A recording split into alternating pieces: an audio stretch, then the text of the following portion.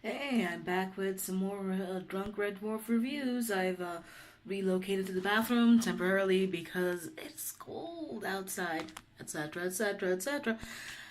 It genuinely is cold, and yeah, we have heated bathroom floors, so just warming up a little bit for this part. But my God, marooned, and I think there's one thing that I forgot to mention in the past review, which was that you look at these earlier series and there's just much more human interaction. The characters seem more real, much like in Terry Pratchett's stories. You have ordinary people encountering extraordinary situations, which I think is part of the appeal of Red Dwarf. Really, that you have this. It's not that Lister and Rimmer are these caricatures. They're ordinary people in an extraordinary situation. I think to some extent, more recent series have been more about kind of, oh, this is Rimmer, he's like this, and you kind of get to a point where the stereotypes take over to some extent. Um, and of course, Marooned is a lot like a play. Really, it could be a two-person play. I think they mentioned that in the commentaries as well. It really gets to the heart of the characters, and I do know that it doesn't really show Lister in the best light. That said, I can definitely understand the situation. One thing that I did think was interesting is um, uh, Rimmer actually shows some good grace here. Like um, he cares about Lister, but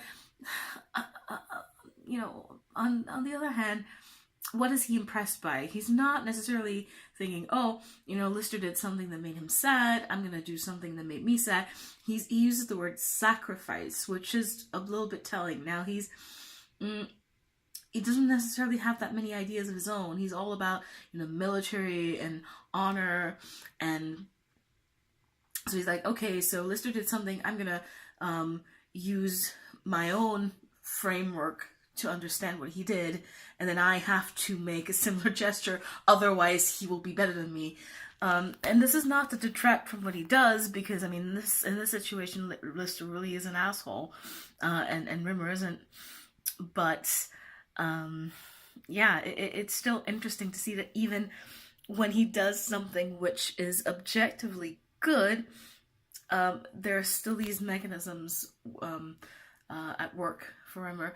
But I mean, again, the writing is so good, and these are real people. They're stupid things happen, like weird things happen, but they're still interacting like human beings.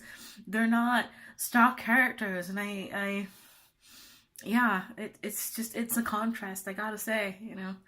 Um, and also, I've been thinking about Lister as a character and how he, in certainly the earlier series, is very kind of active and proactive as well. And he does things. He's kind of heroic in a very basic sense of that term. Like he is the one that goes out and um, makes things happen. Now, of course, Rimmer is sort of handicapped. That isn't the handicap it used to be, but you see what I'm saying.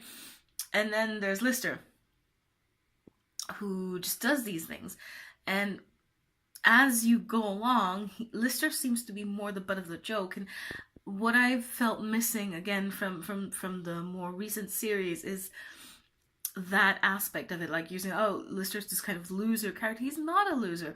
That's the thing. He's a loser in Rimmer's eyes, but not really. He's the everyman. And there's nothing wrong with that. And I wish, if there are more episodes, that we would see more of that aspect of Lister, that he's actually, um, he's not just some sort of slob that is comic relief.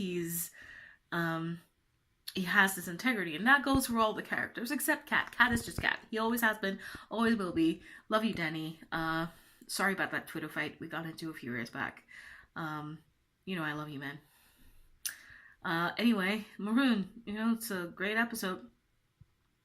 Although one thing that I haven't noticed before, which I did notice in this this time around, was that like, how can you make a small pile of books, assuming, unless there were more books that we didn't see, but why would Rimmer bring like a pile of books?